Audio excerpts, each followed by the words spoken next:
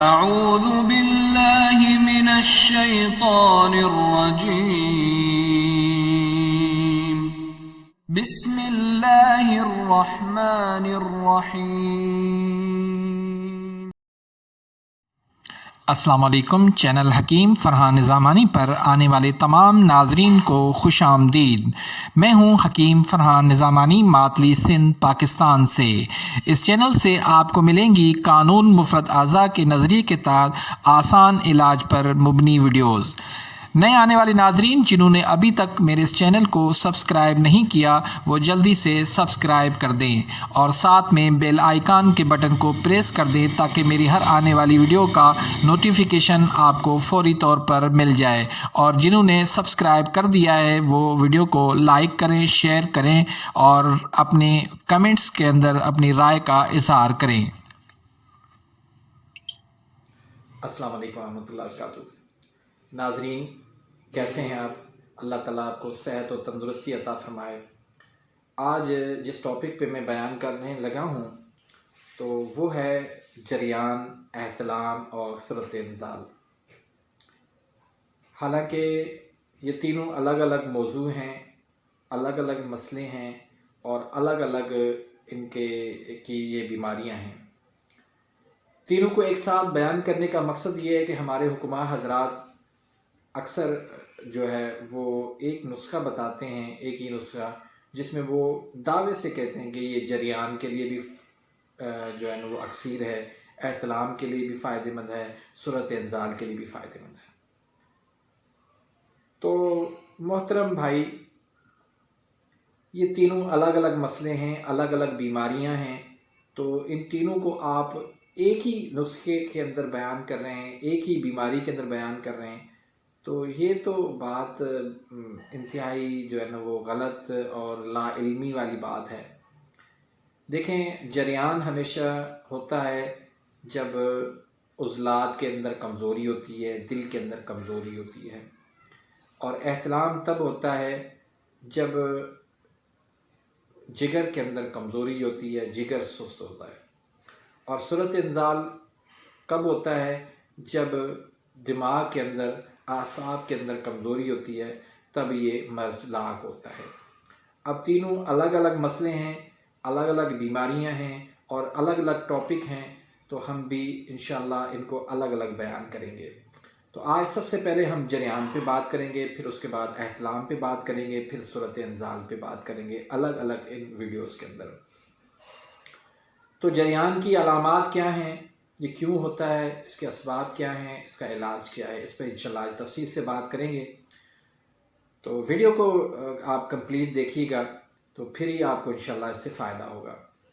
تو جریان کی علامات آپ سن لیں. اس میں یہ کہ بار بار پیشاب کا آنا، لیس دار مادہ خارج ہونا، بھوک کا بند ہو جانا، کبھی قبض تو کبھی پتلے پاخانے آنا، اکثر نزلہ، زکام اور قوت با بالکل ختم ہو جانا، ہر وقت لیس دار رطوبت خارج ہونا جس سے کپڑے بھی ناپاک ہو جاتے ہیں، کمر میں درد رہنا، سر میں درد رہنا، ٹانگوں میں درد رہنا، ہر وقت ٹینشن اور پریشانی میں رہنا.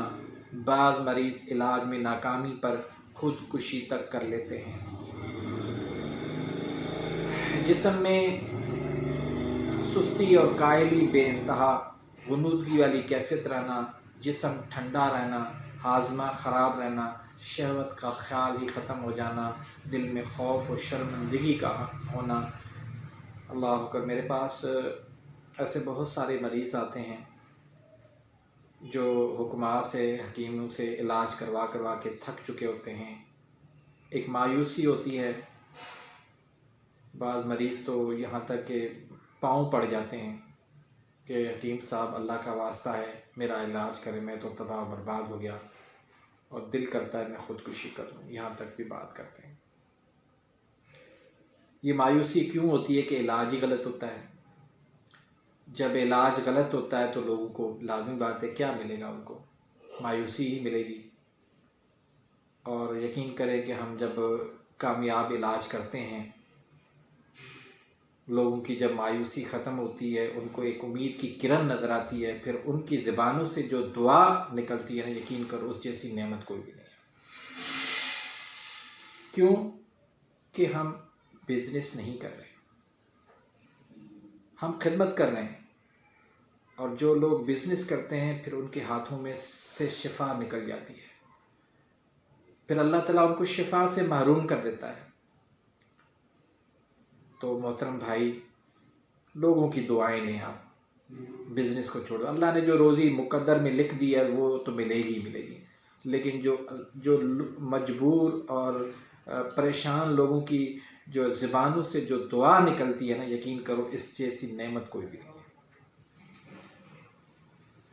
تو بہرحال ہم اب آتے ہیں اس کے اسباب کی طرف کہ اسباب اس کے کیا ہیں۔ اس کا اسباب کا سب سے بڑا سبب جو ہے نا اس کا جریان کا، وہ ہے غلط سوسائٹی۔ پھر غلط سوسائٹی، پھر اس میں مشت زنی ہے، ہاتھوں کا استعمال ہے، اغلام بازی ہے، سیکس کی باتیں کرنا، سیکس کی ویڈیوز دیکھنا، لڑکیوں سے باتیں کرنا، فحش ناول پڑھنا، سیکس کی تصاویر دیکھنا، ٹھنڈی اشیاء کا کثرت سے استعمال، مثلا دودھ، چاول، کولڈ ڈرنک، آرام طلبی اور زیادہ سونا، بار بار کھاتے رہنا، جس سے اعصاب میں شدید تحریک ہو کر عضلات و قلب میں کمزوری پیدا ہو جاتی ہے۔ تو اس میں ایک بات میں آپ کو بتا دوں کہ دودھ کا استعمال کرنا، یہ جو ہے نا میں نے آپ بیان کیا ہے پیچھے، تو آپ یہ سمجھیں، کہیں گے کہ یہ دودھ تو طاقت اس سے ملتی ہے۔ جی بھائی، اس سے طاقت ضرور ملتی ہے، لیکن بچوں کو ملتی ہے، کیونکہ بچوں کو جسم جو ہے نا وہ نرم رکھنا ہوتا ہے، جس سے اس کا گروتھ لازمی ہونا ہوتا ہے۔ تو جب ایک بچہ جوانی کے قدم اسٹیج تک پہنچتا ہے تو پھر ان کو نرم جسم کو نرم غذا والی نہیں، جسم کو نرم کرنے والی غذا نہیں چاہیے، بلکہ ان کو خشک غذا چاہیے، تاکہ ان کی جو نرمی ہے وہ سختی میں، وہ خشکی میں بدل جائے۔ تو یہ دودھ جو ہے نا وہ ایک نوجوان کے لیے وہ مناسب نہیں ہے۔ باقی وہ انسان جس کے اندر بہت زیادہ گرمی ہے، بہت زیادہ جگر پہ گرمی ہو گئی ہے، تو اس کو گرمی کو ختم کرنے کے لیے دودھ استعمال کرنا چاہیے۔ لیکن جس کا جگر جو ہے وہ پہلے سے ہی سست ہے، تو دودھ پیے گا تو جگر اس کا مزید سست ہو جائے گا، کمزور ہو جائے گا۔ تو دودھ جو ہے نا ان کے لیے، جریان والے مریض کے لیے مناسب نہیں ہے۔ علاج جو ہے نا اس کا اصول علاج، کیونکہ کوئی بھی بیماری ہو تو اس کا ایک سائنٹیفک اصول ہونا چاہیے علاج کا، کہ اس کا علاج کا اصول کیا ہے۔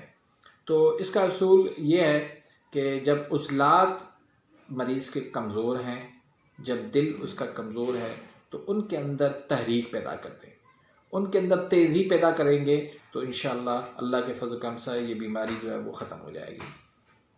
تو اس کے لیے آپ نے جو غذا دینی ہے وہ آئرن اور فولاد والی غذا دینی ہے۔ لیس دار غذا جو میں نے پیچھے بتا چکا ہوں، ایسی غذا جو ہے نا وہ آپ نے نہیں استعمال کرنا۔ آپ ان کو دیں بھنے چنے، کالے چنے، سفید چنے، کشمش، انڈا، مچھلی، آلو، گوبھی، مٹر، پالک اور پکوڑے وغیرہ، اس طرح کی آپ غذا دیں گے تو اللہ کے فضل کرم سے اس کے اندر دل کے اندر، عضلات کے اندر تیزی آئے گی، جسم کے اندر حرکت پیدا ہوگی، تیزی پیدا ہوگی، تو انشاءاللہ یہ بیماری دور ہو جائے گی۔ پرہیز میں آپ جو ہے نا ان کو دودھ، چاول، سیویاں، گاجر، مولی، جوس، بڑا گوشت، اس طرح کی ٹھنڈی اشیاء جو ہے نا وہ سب آپ بند کر دیں۔ تو اب ہم آتے ہیں نسخوں کی طرف کہ اس کا علاج میں وہ کون کون سے نسخے استعمال کرنے چاہیے۔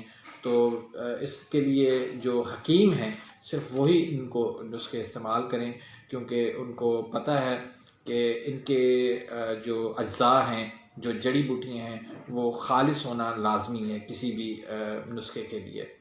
پھر ان کو کس طرح پیسنا ہے، ان کو کس طرح ان کو استعمال کرنا ہے، وہ ایک اچھا حکیم ہی جانتا ہے۔ تو حکیم ہی اس کو بنانے کی کوشش کرے، عام بندہ جو ہے اس کو نہ بنائے، اس سے پھر معاملات خراب ہوتے ہیں، اس سے پھر بجائے فائدے کے وہ نقصان کر بیٹھتا ہے۔ تو ستاور آپ اس میں اکثیر جریان آپ لے لیں، اس میں کیا کیا ہے۔ ستاور 1 تولہ ہے، حلیلہ سیاہ 10 تولے ہیں۔ پہلے حلیلہ کو بریاں کر لیں اور اچھا ان کو بریاں کر لیں، تو ایک حکیم سمجھتا ہے کہ اس کو بنیا کیسے کیا جاتا ہے، پھر اس میں جو ہے نا آپ 57 باریک کر کے ملا دیں، ایک ماشا تو 3 ماشا دن میں 3 مرتبہ دے دیں۔ پھر دوسرے نمبر پر مکوی 2 نمبر جو ہے وہ آپ ان کو دیں، اس میں تخم حرمل ہے 500 گرام، تخم سریالہ ہے 250 گرام، تخم سمندر سکھ ہے 250 گرام، کشتہ فولاد ہے 50 گرام، سب کو باریک کر کے چنے برابر گولیاں بنا لیں، 1 تا 2 گولی دن میں 3 مرتبہ دیں۔ تیسرے نمبر پر حب صابر آپ دے دیں، اس میں کیا کیا ہے، ہنزل 1 تولہ ہے، رائی 10 تولہ ہے، گندک آملہ سار 10 تولہ ہے، سب کو باریک کر کے نخودی گولی بنا لیں، 1 تا 2 گولی دن میں 4 مرتبہ آپ دے دیں۔ تو یہ آپ اس علاج کریں گے تو اللہ کے فضل کرم سے یہ بیماری آسانی سے دور ہو جائے گی۔ یہ ویڈیو آپ کو کیسی لگی اس کے بارے میں اپنی رائے ضرور دیجیے گا، اور اس ویڈیو کو جو ہے اپنے دوستوں کے ساتھ ضرور شیئر کیجیے گا، اپنی دعاؤں میں یاد رکھیے۔ ملتے ہیں انشاءاللہ نیکسٹ ویڈیو جو ہماری ہوگی وہ احتلام کے بارے میں ہوگی، ضرور دیکھیے گا، اور انشاءاللہ کل اسی ٹائم پہ انشاءاللہ۔ اللہ حافظ۔